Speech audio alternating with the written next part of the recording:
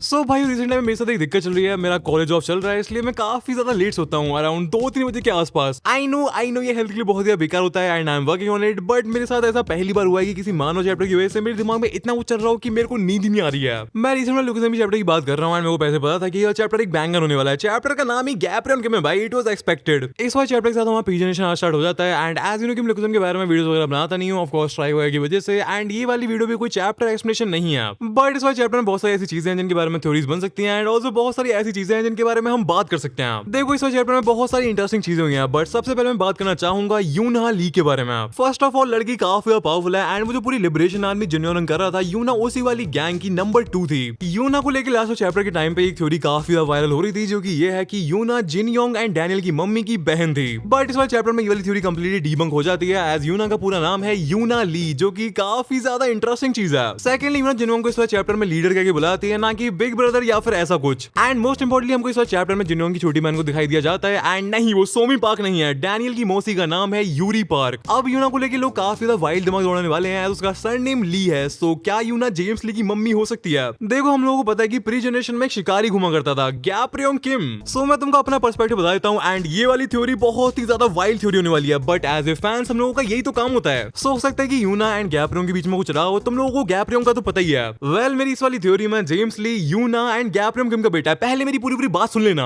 Let's say कि यूना and गैप्रियोन का कुछ टाइम के लिए कुछ सीन रहा हो, जेम्स पैदा हुआ हो एंड गैप्रियोन Kim being the Vicky Donor he is, हो सकता है कि गैप किसी और लड़की के साथ मूव ऑन कर गया हो। बट एज यू नो कि प्री जनरेशन के टाइम पर फिस्ट गैंग वर्सेस यामाता की सिंडिकेट की वॉर चल रही थी, इसलिए हो सकता है कि यूना ने जेम्स की आइडेंटिटी को सबसे छुपा कर रखा हो। एज अगर ये वाली बात फैलती कि जेम्स गैप का बेटा है, तो डेफिनेटली जेम्स की जान खतरे में पक्का आ जाती। इसलिए it is very well possible कि यूना ने जेम्स के बारे में गैप को एंड ऑल्सो चार्ल्स को भी ना बताया हो। एज एक और चीजों की बहुत ज्यादा एविडेंट एंड ऑलमोस्ट एक फैक्ट है कि यूना चार्ल्स की वाइफ एंड क्रिस्टल की मम्मी है। सो एज कोई मूव ऑन कर गया तो हो सकता है कि यूना भी मूव ऑन कर गई हो एंड उसने चार्ल्स से शादी कर ली हो बिना उसको जेम्स के बारे में बताए। बट जब बाद में चार्ल्स को जेम्स के बारे में पता चला, तो हो सकता है कि उसका दिमाग घूम गया हो एंड वो गैप के अगेंस्ट में हो गया हो। एंड एज यू नो कि चार्ल्स बहुत ही ज्यादा दिमाग वाला बंदा है एंड वो बहुत ही ज्यादा रूथलेस है, तो हो सकता है उसने डिसाइड करा हो कि वो गैप रिंग को खत्म करेगा, वो भी उसके बेटों का यूज करके। अब देखो हो सकता है कि तुम लोगों का दिमाग घूम गया हो इस वाली स्टोरी को सुन के, बट इसमें मेरी गलती नहीं है भाई। मैं तो तुमको पहले बता दिया कि मेरे को नींद आ रही है, मेरे दिमाग में ये सब चलने लग रहा है भाई बहुत देर से। आई नो की थ्योरी बहुत ही फार फेस्ट साउंड करती है, बट मैं एंड काफी सारे रीडर्स बहुत टाइम से बिलीव करते हुए आए हैं कि जेम्स ही चार्ल्स की सेकंड बॉडी है। एंड हमारे लिए मानवा में ऑलरेडी इतने सारे हिंट्स ड्रॉप कर दिए गए हैं कि ये बहुत ही ज्यादा ऑब्वियस साउंड करता है, बट स्टोरी राइटिंग के पर्सपेक्टिव से ये चीज काफी ज्यादा सिंपल एंड काफी ज्यादा बोरिंग हो जाएगी यार। इसलिए मेरे को ऐसा फील होता है कि पहले पीटीजे सेंसे का डेफिनेटली प्लान होगा जेम्स को चार्ल्स की सेकंड बॉडी रखने का, बट आई फील मानवा के स्टेज पर वो कोई ना कोई प्लॉट ट्विस्ट खेलना जरूर चाहेंगे। एट दिस टाइम पर जेम्स लोकिज्म का one of the most mysterious and one of the most important character है। अगेन अगर मैं अपनी थ्योरी को और ज्यादा सॉलिडिफाई करना चाहूं तो मैं तुमको कुछ और प्रूफ भी दे सकता हूं। चैप्टर सीजन 9 के एंड में जब जेम्स हमारे प्यारे पगलू मामा का कटप्पा बना देता है, तब जिन्हों कीटे एंड जेम्स के बारे में कुछ कहने वाले थे।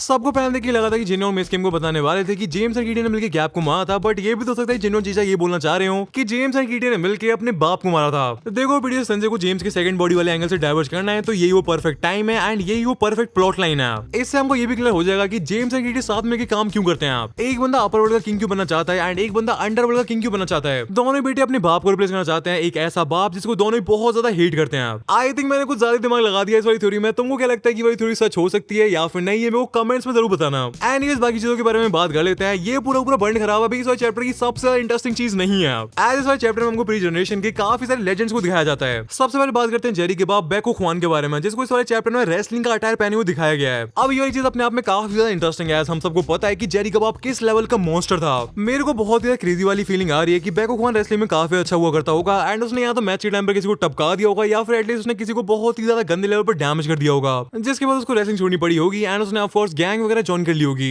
इस वाले चैप्टर में बैको ख्वान को मिस किम दी फॉलन हीरो करके एड्रेस करती है। हो सकता है कि वाला नाम भी बैको ख्वान को उसके रेसलिंग करियर के टाइम पर मिला हो, मैं यहाँ पर गलत हो सकता हूँ, बट मेरे को यही लगता है। इस वाले चैप्टर में हमको एक और नए प्री जनरेशन के कैरेक्टर से इंट्रोड्यूस करवाया जाता है, दी सक्सेसर ऑफ होरेंग सॉर्ड बांगो ली। एंड मिस किम इस बंदे का नाम मूजिन एंड बाको ख्वान के साथ लेती हैं, जिससे आई कैन इजीली से कि ये बंदा भी डेफिनेटली प्री जनरेशन का लेजेंड होगा। होरेंग सॉर्ड का नाम सुनते ही हम सबके दिमाग में से बस एक ही बंदा आता है, जुंगो किम। तुमको याद होगा इंचियोनार में गोने पेचुन जो से बहुत ज्यादा चौड़ में कहा था होरेंग सॉर्ड मेरी है। सो यार मेरे को लगता है कि ये बंदा बांगोली गो का सेंसे हो सकता है, जिसने गो को ट्रेन किया एंड अपनी बात होरेंग सॉर्ड का सक्सेसर बना दिया। ये लो भाई, इस चैप्टर में हमको गो का टीचर भी देखने को मिल गया है। एक चैप्टर से तुम और क्या डिमांड कर सकते हो भाई। बट इस सब के बाद भी इस चैप्टर की मेन हाईलाइट ये सब नहीं है। इस वाले चैप्टर में हमको गैप्रियोन किम एंड शिंगन यामाजाकी को भी दिखाया गया है एंड इन दोनों बंदों में से किसी एक बंदे का भी एक पैनल भी हमको किसी भी चैप्टर में देखने को मिल जाता है, तो चैप्टर अपने आप में पीक बन जाता है। और ब्रो इस वाले चैप्टर में तो हमको प्रॉपर्ली इन दोनों का इंट्रोडक्शन ही दिखाया गया है। सबसे पहले फिस्ट गैंग के लीडर, दी हीरो, दी लौंडियाबाज गैप किम की बात कर लेते हैं। गैप का और हमेशा की तरह पीक है एंड इस वाले चैप्टर में मिस किम जिनयोंग से कह रही थी कि कोरिया को एक हीरो की जरूरत है जो कि कोरिया के सारे पावरफुल फाइटर्स को यूनाइट कर सके यामाजाकी के अगेंस्ट में।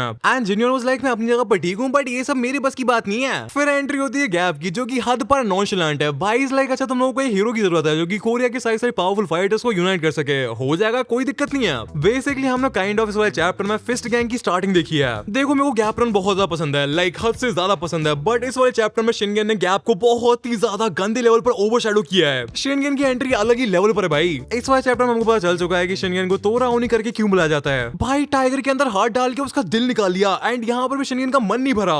वो टाइगर के दिल को खाना स्टार्ट कर देता है। आई मीन यहाँ पर चल क्या रहा है भाई, बट जो भी चल रहा है मेरे को मजा बहुत आ रहा है। काफी सारे लोग डिबेट करते हैं कि गैप रियोन एंड शिनगेन में कौन ज्यादा पावरफुल है 1v1 में। आई नो कि गैप स्ट्रेंथ एंड कन्विक्शन की एपिटमी को सिंबलाइज करता है, बट मेरी पर्सनल ओपिनियन में शिनगेन ज्यादा पावरफुल है 1v1 में। एंड इस वाले आर्क में हमको इस चीज का क्लियर आंसर मिल भी जाएगा। सो भाइयों अब आते हैं इस वाले चैप्टर के सबसे बड़ी प्लॉट ट्विस्ट पर। हमको रिवील करा जाता है कि डैनियल की मम्मी नहीं बन सकती हैं। इस चीज का मतलब क्या है? आई फील इस चक्कर में चार्ल्स, डैनियल के पापा, डैनियल की मम्मी, जिनयोंग सब के सब एक साथ इसी चक्कर में इन्वॉल्व होने वाले हैं। एज डैनियल के पापा ने ठान लिया कि वो हमको हमारे लुकिज्म का मेन कैरेक्टर दे के रहेंगे। मेरे को लगता है कि इस सब की वजह से जिनयोंग पार्क एंड चार्ल्स साथ में काम करेंगे इस सिचुएशन का सॉल्यूशन ढूंढने के लिए एंड यहाँ से ही सेकंड बॉडी की मिस्ट्री जन्म लेगी। ऑल्सो यहाँ पर एक पॉसिबिलिटी ये भी है कि डैनियल अडॉप्टेड हो एंड यहाँ से पूरा यामाजाकी वाला कनेक्शन भी खुल जाता है। एज अब तक लुकिज्म में हमने यही देखा है कि सिर्फ और सिर्फ यामाजाकी से यूआई मोड को यूज कर सकते हैं। सो डैनियल इंपोस्टर कहां से आ गया? यहाँ पर मेरे पास एक और थ्योरी है जो कि आई डोंट नो कि मेरे को बतानी चाहिए या फिर नहीं। चलो बता ही देता हूँ। वेल एज यू नो कि हमको अब डैनियल की मौसी को भी दिखा दिया गया है, यूरी पार्क। सो हो सकता है कि यूरी आगे जाके किसी यामाजाकी के साथ इन्वॉल्व हो जाए जिसका रिजल्ट डैनियल हो। एंड तुम लोगों को यामाजाकी का तो पता ही है, तुमको उनके so called code and rules वगैरह के बारे में पता ही है। अगर वॉर के टाइम पर कोई यामाजाकी किसी कोरियन के साथ इन्वॉल्व हुआ तो हो सकता है कि वो हरामी लोग मिलकर उस यामाजाकी एंड यूरी को भी टपका दें। एंड इस सब के बाद ऑफ कोर्स सांगच्यूल एंड सियोनी पार्क डैनियल को अडॉप्ट कर लेंगे। सो भाई लोग आज की वीडियो में इतना ही है। तुमको ये चैप्टर कैसा लगा एंड तुमको ये प्री जनरेशन वाला आर्क कैसा लग रहा है ये मेरे को कमेंट्स में जरूर बताना। मैं तुमसे मिलूंगा नेक्स्ट वाली वीडियो में। अगर स्ट्राइक नहीं आती है तो तब तक के लिए cultured gang love you all, peace out. हो सके तो मुझे तेरे सीने में बसा, फिर देख कैसे मिलने लाना खेल बन जाएगा।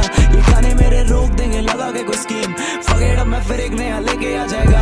मैंने दिए साल अपनी कलम को है ब्रो, कोई भी सीजन कैसे मुझे हटा पाएगा। आंखें बंद करके सुनो तुम मेरा संगीत, डैम बेला तू ही बचा पाएगा। मैं गोकू हूँ अंडरग्राउंड सीन का, तो गावे हाँ जैसा संगीत है। भाइयों से मैं गिरा रहता सुबह शाम, कहानी मेरी शुरू होती स्ट्रीट से।